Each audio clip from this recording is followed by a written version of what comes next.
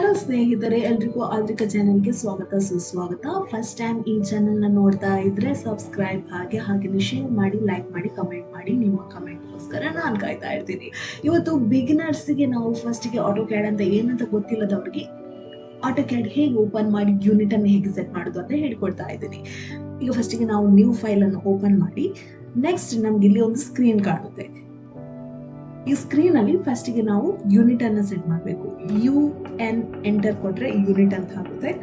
Next ಇಲ್ಲಿ ನಾವು decimal, ನೀವು ಮೀಟರ್ ಅಲ್ಲಿ ಮಾಡ್ತಿದ್ದೀರಾ ಅಂತ ಹೇಳಿದ್ರೆ ಇಲ್ಲಿ ಡೆಸಿಮಲ್ ಅಂತಾನೆ ಇರ್ಲಿ. ನೀವು ಒಂದು ವೇಳೆ ಫೀಟ್ ಇಂಚಸ್ ಅಲ್ಲಿ ಮಾಡ್ತಾ ಇದ್ದೀರಿ ಅಂತ ಹೇಳಿದ್ರೆ ಇಲ್ಲಿ ಆರ್ಕಿಟೆಕ್ಚರ್ ಅಲ್ಲಿ ನೀವು ಕನ್ವರ್ಟ್ ಮಾಡಬೇಕಾಗ್ತದೆ. ಹಾಗೆ ನಿಮ್ಗೆ ಇಲ್ಲಿ ಕೆಲವು ಆಪ್ಷನ್ ಇರುತ್ತೆ. ನಾನೀಗ ಆರ್ಕಿಟೆಕ್ಚರ್ ಅಲ್ಲಿ ಇಡ್ತಾ ಇದ್ದೇನೆ. ನೆಕ್ಸ್ಟ್ ನಮ್ಗೆ ಇಲ್ಲಿ ಪ್ರಿಸಿಷನ್ಸ್ ಎಷ್ಟು ಬೇಕಂತ, ಹಾಫ್ ಇಂಚಸ್ ಅಲ್ಲಿ ಬೇಕಾ ಅದು 1/4 ಅಲ್ಲಿ ಬೇಕಾ, ಆ ಟೈಪ್ ಅಲ್ಲಿ 1/16 ಅಂತ ಇದೆ, 1/16 ಅಂತ ಹೇಳಿದ್ರೆ ಮಿಲಿಮೀಟರ್ ಇದ್ದದನ್ನ ನಾವಿಲ್ಲಿ ಇಂಚಸ್ಗೆ ಕನ್ವರ್ಟ್ ಮಾಡಬೇಕು. ನೆಕ್ಸ್ಟ್ ನಾವು ಓಕೆ ಅಂತ ಕೊಟ್ರೆ ನಮ್ಮ ಸ್ಕ್ರೀನ್ ರೆಡಿ ಆಗುತ್ತೆ. ಈಗ ನಮ್ಗೆ ಇಲ್ಲಿ ಗ್ರಿಡ್ ಲೈನ್ ಕಾಣ್ತಾ ಇದೆ. ಈ ಗ್ರಿಡ್ ಲೈನ್ ನ ಆಫ್ ಮಾಡ್ಬೇಕು. ಬೇಕಂತ ಹೇಳಿದ್ರೆ ಗ್ರಿಡ್ ಲೈನ್ ಅಲ್ಲೇ ಮಾಡ್ಬೋದು, ಇಲ್ಲ ಬೇಡ ಅಂತ ಹೇಳಿದ್ರೆ ಅದನ್ನ ಆಫ್ ಮಾಡ್ಬೋದು.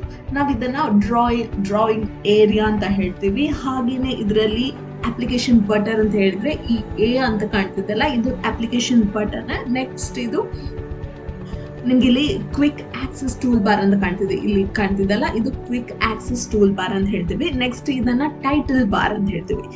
ನೆಕ್ಸ್ಟ್ ಇದು ನಾರ್ತ್, ಈಸ್ಟ್, ವೆಸ್ಟ್, ಸೌತ್ ಏನಿದೆ ನೋಡಿ, ಇದನ್ನ ವ್ಯೂ ಕ್ಯೂಬ್ ಅಂತ ಹೇಳ್ತೀವಿ. ಅಂಡ್ ಇಲ್ಲಿ ಒಂದು ನಿಮ್ಗೆ ಈ ಟೈಪ್ ಕಾಣ್ತಿದ್ದಲ್ಲ, ಇದು ನ್ಯಾವಿಗೇಷನ್ ಬಾರ್. ಇಲ್ಲಿ ವೀಲ್ ಎಲ್ಲ ಕಾಣ್ತಿದಲ್ಲ, ಇದು ನ್ಯಾವಿಗೇಷನ್ ಬಾರ್. ನೆಕ್ಸ್ಟ್ ನಿಮ್ಗೆ ಇಲ್ಲಿ lines, construction line, polyline, rectangle, arc, circle, ತುಂಬಾ ವೆರೈಟಿ ಆಗಿರುವಂತ ಟೂಲ್ಸ್ ಇಲ್ಲಿ ನಾವು ಕಾಣ್ಬೋದು. ಹಾಗೇನೆ ನಾವು ಪ್ರತಿಯೊಂದು ಕ್ಷಣದಲ್ಲಿ ಇಲ್ಲಿಗೆ ಬಂದು ನಾವು ಇದನ್ನ ಪ್ರೆಸ್ ಮಾಡಿ ಮತ್ತೆ ಸ್ಟಾರ್ಟ್ ಮಾಡ್ಬೇಕಂತ ಹೇಳಿದ್ರೆ ಟೈಮ್ ತಗೊಳುತ್ತೆ. ಸೊ ನಮ್ದು ಪ್ಲಾನ್ ತುಂಬಾ ಸ್ಪೀಡ್ ಆಗಿ ಹಾಕ್ಬೇಕಂತ ಹೇಳಿದ್ರೆ ನಾವು ಇದನ್ನ ಶಾರ್ಟ್ ಕೀ ಅಲ್ಲಿ ನಾವು ಯೂಸ್ ಮಾಡ್ಬೇಕಾಗ್ತದೆ. ಈಗ ಲೈನ್ ಅಂತ ಹೊಡಿಬೇಕಂತ ಹೇಳಿದ್ರೆ ಇಲ್ಲಿಗೆ ಬಂದು ನಾವು ಇದನ್ನ ಪ್ರೆಸ್ ಮಾಡುವ ಬದಲು ಎಲ್ ಎಂಟರ್ ಕೊಟ್ರೆ ನಮ್ಗೀಗ ಲೈನ್ ಸ್ಟಾರ್ಟ್ ಆಗುತ್ತೆ. ಎಲ್ ಎಂಟರ್ ಅಲ್ಲಿ ನಮ್ಗೆ ಲೈನ್ ಬರುತ್ತೆ. ನೆಕ್ಸ್ಟ್ ಇಲ್ಲಿ ನಮ್ಗೆ ಕನ್ಸ್ಟ್ರಕ್ಷನ್ ಲೈನ್ ಬೇಕಂತ ಹೇಳಿದ್ರೆ XLI ಎಂಟರ್ ಕೊಟ್ರೆ ನಮ್ಗೆ ಕನ್ಸ್ಟ್ರಕ್ಷನ್ ಲೈನ್, ವರ್ಟಿಕಲ್, ಹಾರಿಜಾಂಟಲ್ ಹೇಗೆ ನಿಮ್ಗೆ ಬೇಕು ಆ ಟೈಪ್ ಅಲ್ಲಿ ನಾವಿಲ್ಲಿ ಮಾಡ್ಬೋದು. ನೆಕ್ಸ್ಟ್ ನಮ್ಗೆ ಏನಿದೆ ಈ ಪಾಲಿ ಲೈನ್ ಅಂತ ಹೇಳ್ತೀವಲ್ಲ, ಪಾಲಿ ಲೈನ್ ಅಂತ ಹೇಳಿದ್ರೆ ಒಂದೇ ಒಂದು ಲೈನ್ ಅಂತ ಹೇಳಿದ್ರೆ ಈ ಲೈನ್ ನಲ್ಲಿ ನಾವು ಸಪರೇಟ್ ಲೈನ್ ಸಿಗುತ್ತೆ ನೋಡಿ. ಬಟ್ ಪಾಲಿ ಲೈನ್ ಅಲ್ಲಿ ನಮ್ಗಿದು ಕ್ಲೋಸ್ಡ್ ಲೂಪ್ ಆಗಿ ಸಿಗುತ್ತೆ ನಮ್ಗೆ. ನೆಕ್ಸ್ಟ್ ನಾವಿಲ್ಲಿ ರೆಕ್ಟ್ಯಾಂಗಲ್ ಅಲ್ಲಿ ಏನಾದ್ರು ಮಾಡ್ಬೇಕಂತ ಹೇಳಿದ್ರೆ ರೆಕ್ಟ್ಯಾಂಗಲ್ RE ಎಂಟರ್ ಕೊಟ್ರೆ ಡೈಮೆನ್ಷನ್ ಅನ್ನ ನಾವು ಹಾಕೊಳ್ಬೇಕು. ನಮ್ಗೆ ಎಷ್ಟು ಡೈಮೆನ್ಷನ್ ಅಲ್ಲಿ ಬೇಕು, 10 ಫೀಟ್ ಅಂತ ಹೇಳಿ 10 ಫೀಟ್ ಪ್ಲಸ್ 5 ಫೀಟ್ ಅಲ್ಲಿ ಕೊಟ್ರೆ ನಮ್ಗೆ ಇಲ್ಲಿ ಡೈಮೆನ್ಷನ್ ಕಾಣ್ತಾ ಉಂಟು ಅಲ್ಲ. ಇದು ನಮ್ಗೆ ರೆಕ್ಟ್ಯಾಂಗಲ್ ಸಿಗುತ್ತೆ.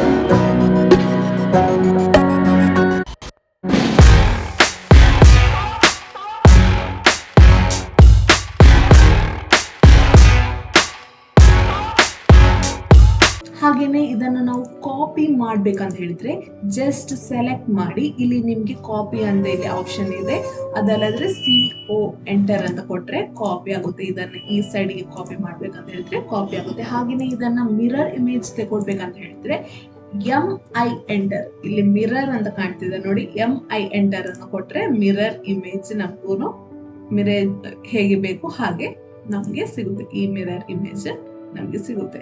ಹಾಗೇನೆ ನಿಮ್ಗೆ ಇದನ್ನ ಇರೇಸ್ ಮಾಡ್ಬೇಕಂತ ಹೇಳಿದ್ರೆ ಜಸ್ಟ್ ಇರೇಸ್ ಮಾಡ್ಬೋದು, ಡಿಲೀಟ್ ಕೂಡ ಕೊಡ್ಬೋದು. ಎಂಟರ್ ಕೊಟ್ರೆ ಅದು ಕ್ಲಿಯರ್ ಆಗುತ್ತೆ. ಹಾಗೇನೆ ನಿಮ್ಗೆ ಈ ಫೈಲ್ ಅನ್ನ ನಾವು ಸೇವ್ ಮಾಡಬೇಕು ಅಂತ ಹೇಳಿದ್ರೆ ಫೈಲ್ಗೆ ಹೋಗಿ ಸೇವ್ ಕೊಟ್ರೆ